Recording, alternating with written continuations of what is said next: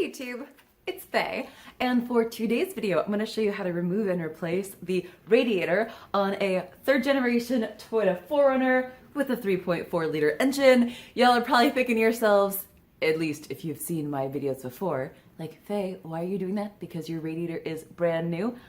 Fantastic question. I'm going to be doing a timing belt service to Grim today, and as part of that, I'm just removing the radiator because this radiator is super easy to remove and it gives me a lot of space. So yeah, that's why. And in case you're interested in my timing belt video, as soon as that's done, I'm sure they'll link it in the description below. But in the meantime, I guess just stay tuned to my channel. Anyways, I started out this service by draining my coolant, which seems pretty straightforward. There is a really easy way to drain the coolant on this particular vehicle. There is a little drain cock on the bottom of the radiator. So I started by removing the skid plate, and all you need to remove is the front portion, although you're welcome to remove the entire portion if you want to. And then as soon as I got that little skid plate off, I was able to open up the drain cock and capture all of my coolant in these clean bottles. Now, I just recently did a coolant flush, not only for replacing the radiator in the first place, but then also for inspecting my timing belt. I've had plenty of chances to get the old coolant out and put new coolant in. So I'm gonna save all of this coolant and reuse it because it's still really, really good.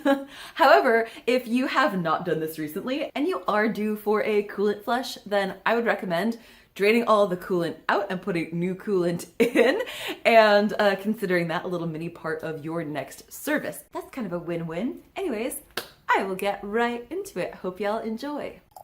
Once the coolant has started flowing, then I'll remove my radiator cap to speed up the process.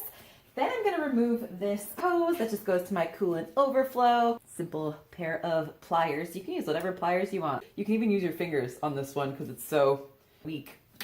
My hose is a little bit old, and so the indent that this little spring clamp has left in the hose is just epic. And then you can just rotate this and tuck it out of your way.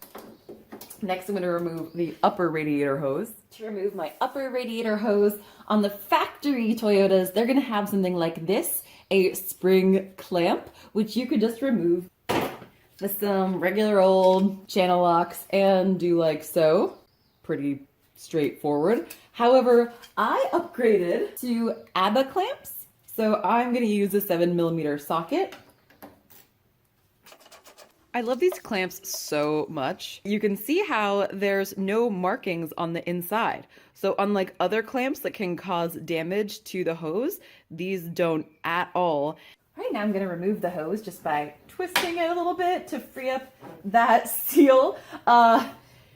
Yeah, sometimes they don't free up that easily, so I'll have to use a tool like this. Obviously, you want to be really careful of how you use the pointy end. You don't want to, jab the hose. You just want to like slide it in ever so gently and sort of work your way around to free up that seal. And you can also use it to help pull the hose back. However, this looks like it's gonna be pretty easy for me. And then same with the rear. Obviously this is plastic and you're gonna be replacing the radiator, I'm assuming. That's why you're watching this video. So if you damage this for a radiator that you're just gonna throw away, no big deal. Obviously you can apply a little bit more pressure to the metal side because it's less likely to break. If you've got the OEM radiator still on your 98 or third generation 4Runner, chances are that is going to be super brittle and you'll probably break it. Now that my upper radiator hose is off, I'm going to remove my lower radiator hose. Now make sure that you have your bucket underneath because even though we already drained the radiator out, some extra coolant will still come out. And while I upgraded my upper hose, I have not yet upgraded my lower hose. So I still have these dreaded frickin' spring clamps. Ugh. Some people love these. I'm not one of those people. And in order to get to them, I've got this tool. I just got this on Amazon for pretty cheap. I think it was probably 30 bucks, something like that. So I'll show you how this works. You just like squeeze the handle and it clamps, right? Pretty straightforward. And then it also locks. So it holds the hose clamp in place, which is really nice because as you saw, I'm sure earlier with me struggling with my do like so, oops, channel locks. The channel locks like to slip and these have a ton of tension. So you place the spring clamp in the tool like so, and then you pull the trigger and it like opens it. Oh, whenever you're messing around with these spring clamps, wear safety glasses. I can reach this from above. However, I find that it's a little bit easier to get the upper one from below because it's kind of a long ways down. Okay, and this one's definitely going to be a little hard to get off, so I'll have to use this guy.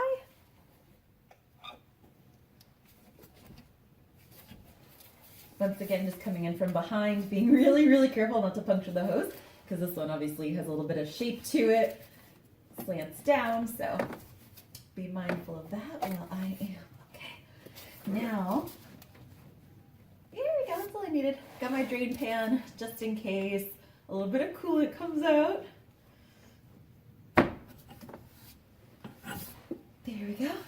And then the bottom one, you can just use some channel locks or some regular pliers because it's right there. It's really easy. Also, because this hose is old, it is all swollen, so it's a little bit more challenging to get the spring clamp off. Okay, wasn't that bad. Got my drain pan ready. Start by swiggling from side to side, and that was pretty easy, of course, since I've had this one on and off before.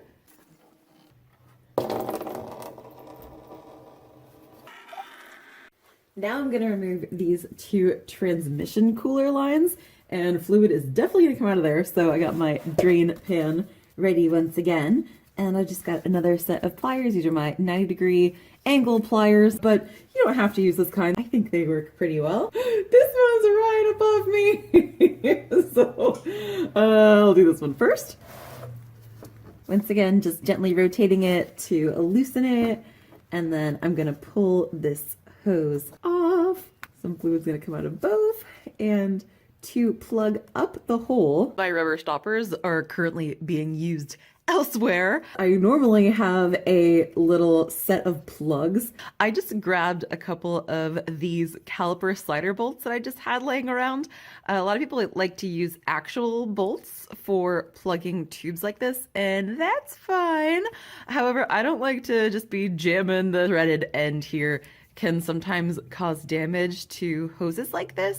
So I just went about this route and pulled my hose clamp right back over it.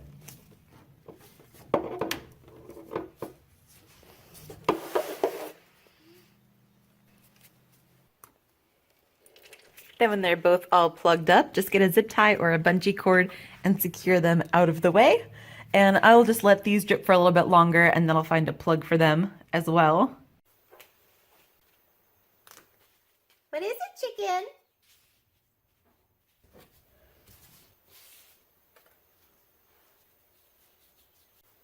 What is it, chicken? What, chicken? What is it, chicken?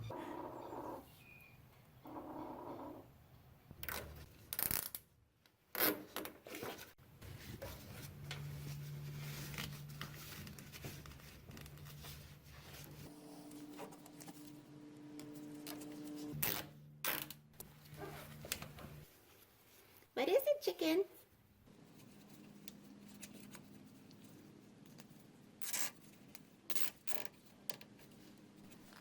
Okay, so next I'm going to remove my fan shroud, and this is a two-piece fan shroud, and if you hear any really weird noises in the background, that's the chicken. She's being really frickin' strange today for some reason, so... There are 4 bolts holding our fan shroud in place. One is right here. The other up top is also easy to see right there. And I'm gonna get those from up top. With my 10mm long socket on my little 1/4 inch. These should not be super tight. And then on this side, because of my epically huge battery, I can't really fit a ratchet in there. I mean, I could with my little one, but then I'm gonna back it up and hit the battery, so I'm just gonna use my ratcheting wrench.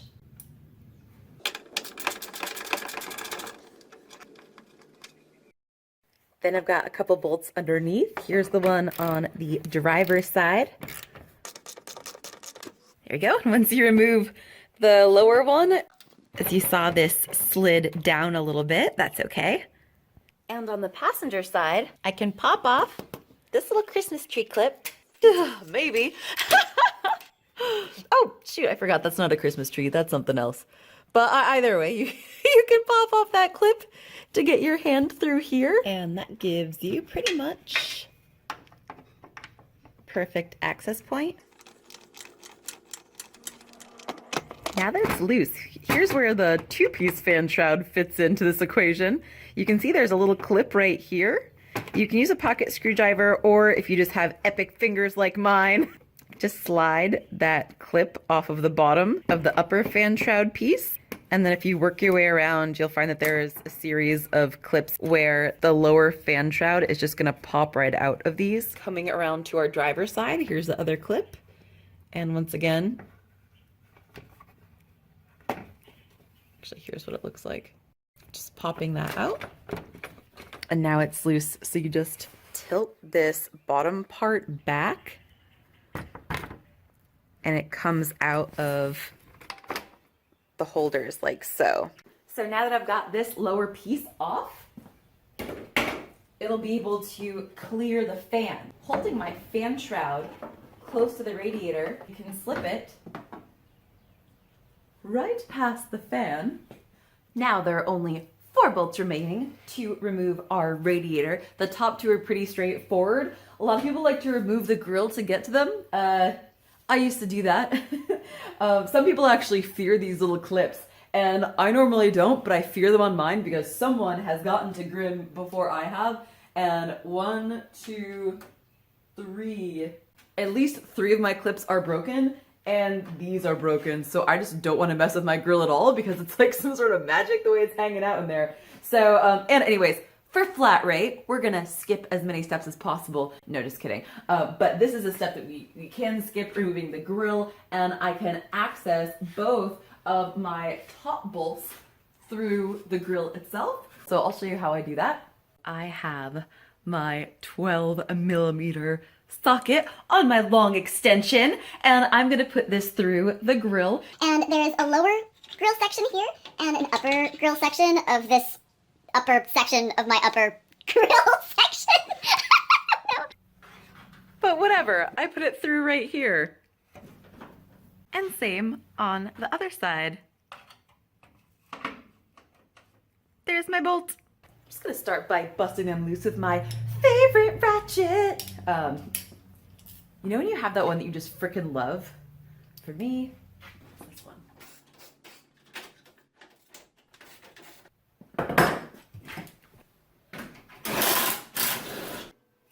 Magnet stick.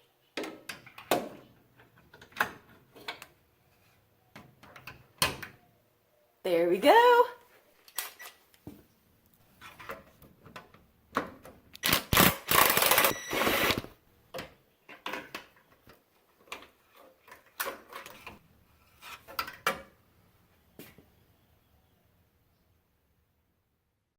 And moving down to the, oh, yes, I do all of my filming with my phone.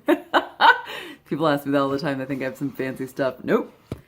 Samsung Galaxy S6 for the win. Back in there, we can see our lower bolt on the driver's side. That one's really easy to get to as well. Assuming you have the proper tools, that is. For this, I'm going to enlist the help of my well-loved 12mm wobbly socket. And I'm just gonna stick that right up in there.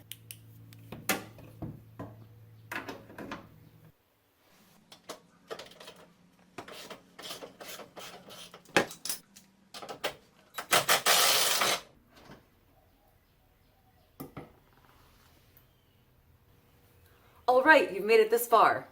So now, are you ready for the one that sucks? It's the passenger side lower one, and the reason why it sucks is because there's shit in the way. Yeah, there's the bolt. Oh, I'm sorry. There's the bolt. Oh, I'm sorry, still can't see it? Yeah, that's because it's like back there. this dude is in the way.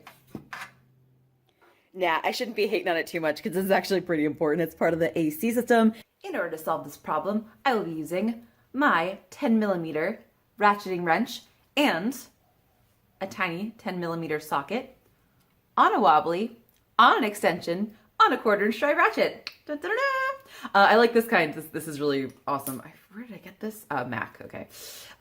This is really neat because this won't fall off. This is like a locking mechanism.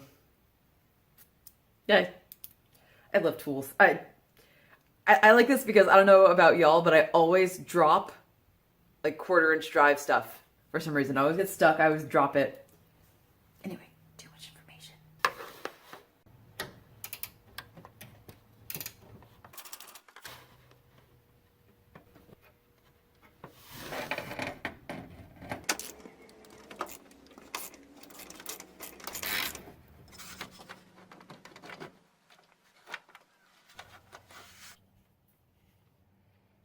Okay, now do you see that bolt? What about now? There it is. Then put a zip tie on it so it stays out of your way. Now look at that access. It's perfect. And back again to this familiar setup. My 12mm wobbly on my extension. And don't worry, when I undo this final bolt, my radiator is not just gonna fall out onto the ground.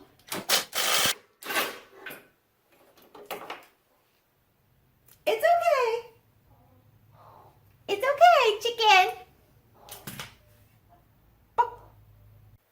Toyota designed this so brilliantly. It has hooks holding it into place, so you can undo all the bolts and it will just hang right there waiting for you to pull it out. Perfect. So that is one of the hooks on the passenger side. And that's the hook on the driver's side. So now I just carefully slide it out.